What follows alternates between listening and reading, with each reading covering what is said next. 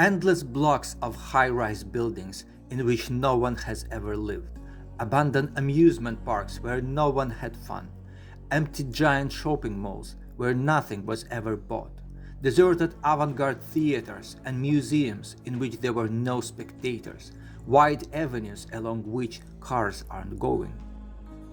In the photos on Google Earth, huge empty cities are connected by a network of empty roads. Some cities are built in some of the harshest area in China. Sichuan is built among the desert in Inner Mongolia. What is it? A strategic mistake by the country's authorities who inflated a grandiose bubble in the real estate market, or secret plans calculated for several years ahead known only to China?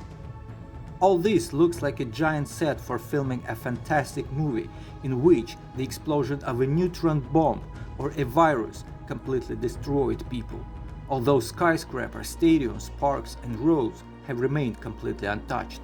Since 2000, China has been building more than 20 new modern cities every year, but they remain unpopulated. Today there are over 64 million empty houses, not apartments. In 2010, the Chinese media reported that the state electricity network of the People's Republic of China monitored electricity consumption in 660 cities for 6 months and found zero readings on the electricity meters of 65 million apartments, which means that no one lives here. These apartments are enough for more than 200 million people. Business Insider has posted a series of photos of these Chinese ghost towns. None of them have vehicles. Every year, China is increasing its military budget.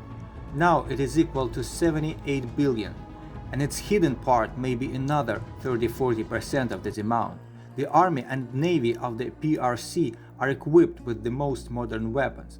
For several years now, China has been building broad lane roads on the concrete base towards the borders of Russia. They can withstand the load of heavy military equipment.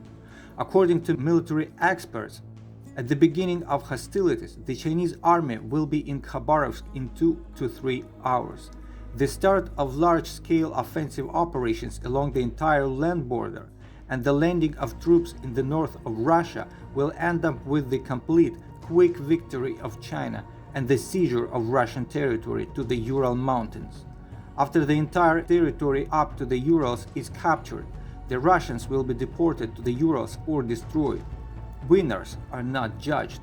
The People's Liberation Army of China, PLA, has 2.25 million soldiers. In case of hostilities, it can put under arms up to 200 million soldiers, well armed and trained. So what are empty cities for? Seems like Beijing openly demonstrates that it is not afraid of nuclear war.